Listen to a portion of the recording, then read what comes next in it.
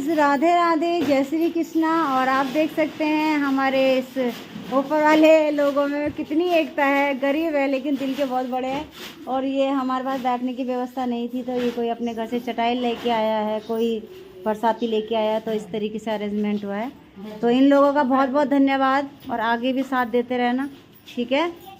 जय श्री कृष्णा बोलो, राधे राधे। नगर में रहती हूँ और मैं जिला विधिक सेवा केंद्र में मैं काम करती हूँ। वो है हमारा नैनीताल से संबंधित है। नैनीताल हाई कोर्ट होता है जो, ये लोग हम लोगों को चयनित करते हैं कि हम जगह जगह जाकर के लोगों की जो गवर्नमेंट की योजनाएं हैं उनके बारे में उनको जानकारी दें, जिससे कि गरीब लोगों को उस चीज का लाभ मिल पाए। कई बार क्या होता है, गरीब आदमी बेटा अंदर बैठ जाओ 10 मिनट के लिए, बैठ जाओ। कई बार क्या होता है कि कोई भी गरीब आदमी जो है वो योजना वहां तक तो पहुंच ही नहीं पाती, क्योंकि कोई गरीबों के घर तक जाता नहीं है। और कुछ गरीब आदमी भी क्या होता है, अगर अभी मैं सामान बांटने आ जाऊँ ना, जिसको नहीं भी बोलूंगी वो भी आ जाएगा, बड़े बड़े सामान के लिए आ जाएंगे। मगर जो आपको गवर्नमेंट योजना दे रही है, अगर हम आपको घर घर बुला के आ रहे हैं, ये नहीं कि एक दूसरे को बता दे चल भाई तू भी चल। दीदी सुनो, यही बात है यहाँ। मैं अकेली, मैं इनको बताती कोई भी बात है तो मैं बोलती हूँ अगले पड़ोसियों को बता देना। यहाँ के लोग ऐसे हैं कि अपने तक रखेंगे अबे ऐसे। हाँ, और मैं चाहती कि पूरे गाँव में बोलते हैं, बोलते नहीं। मुझे एक बात समझ में नहीं आती, इनकी जेब से नहीं जाता कुछ नहीं, फिर भी मुझे पता चल गया बस मैं ही अपने तक ही रखूं और किसी को ना बताऊं। मतलब देखो, जब आप ऐसे करते हैं योजना तो किसी एक के लिए नहीं बनती हो, मैं पूरे मोहल्ले में डोर पीट देती हूँ। मैं तो अब एक भोंपू ले लूंगी, भोंपू ले लूंगी।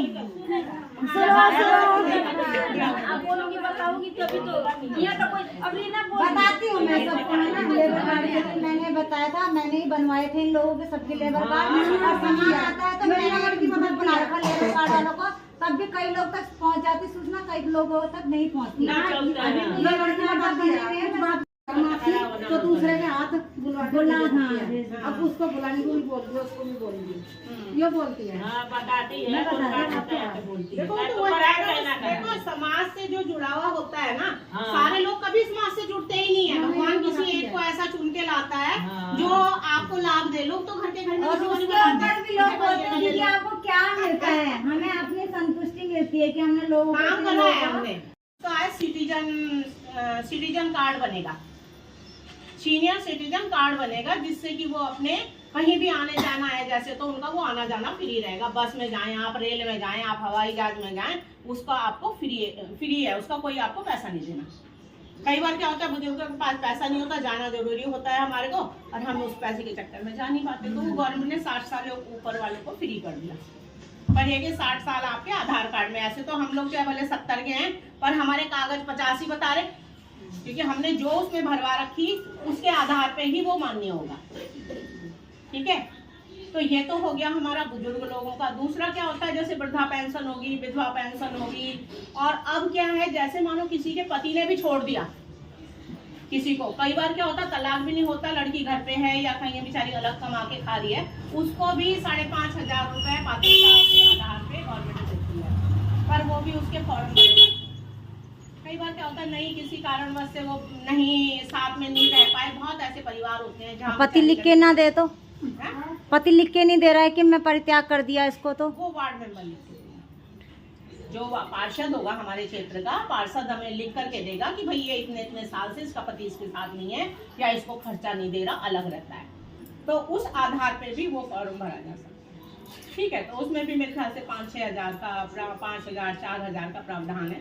वो जो है समाज कल्याण विभाग की तरफ से या जिला प्रमोशन अधिकारी जो है वहाँ से वो होगा, ठीक है। तो ये हो गया। दूसरा क्या है कि जैसे मान लो कोई भी, और क्या होता है कि कोई भी, देखो हम भी जैसे अभी हैं, हम पहले बच्चे रहे, जैसे फिर बहू बने, बहू बनने के बाद आज सास भी बन गए, है ना, सास बन गए, दादी बन गए। तो क्या होता है, कई बार क्या होता है, बहुत बुजुर्ग लोग ऐसे होते हैं जो घरों में परेशान है।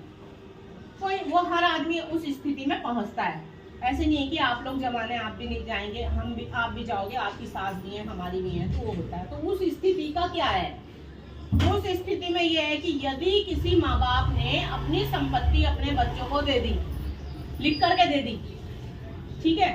मतलब इस चीज का मेरा बुरा मत मानना, पर ये भारत सरकार की योजना है कि कई बार क्या होता है, जो बुजुर्ग आदमी अपने बच्चे को तिल तिल कर करके उस बच्चे का भरण पोषण करता है, उस बच्चे को बड़ा करता है, शादीशुदा करता है, सारा पैसा वो उस पर लगा देता है, केवल उस पर उसकी पूंजी क्या बचती है, मकान बचता है, ठीक है। वो मकान भी अगर उसके बच्चे उससे छीन लेते हैं तो उस आधार पे वो बुजुर्ग क्या करेगा, वो बुजुर्ग क्या करेगा उसके उस टाइम पे, क्योंकि उसके पास का पैसा जो था वो उस बच्चे की भरण पोषण पे लगा दिया, पढ़ाने में, शादी में लगा दिया, हर चीज उसने अपनी दे दी। अब उसके पास कुछ नहीं बचा, वो बच्चों पे निर्भर हो गया।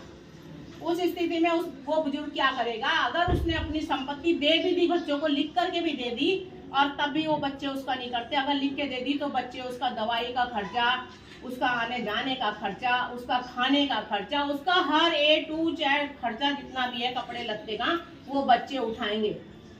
और यदि वो बच्चे उस खर्च को नहीं उठाएंगे तो वो जाकर के कहीं पर भी अपनी कंप्लेंट लिखा सकता है कि भाई मैं जो हूँ, मेरे को परेशान किया जा रहा है, या मेरी संपत्ति बच्चों को मैंने दे दी और मुझे जो है खर्चा नहीं। आओ अंदर आओ दीदी, आगे आप लोग आगे आओ, ठीक है, आगे आगे खिसक जाओ। आगे आगे आगे, बहुत जल्दी आगे आ रहे तुम लोग।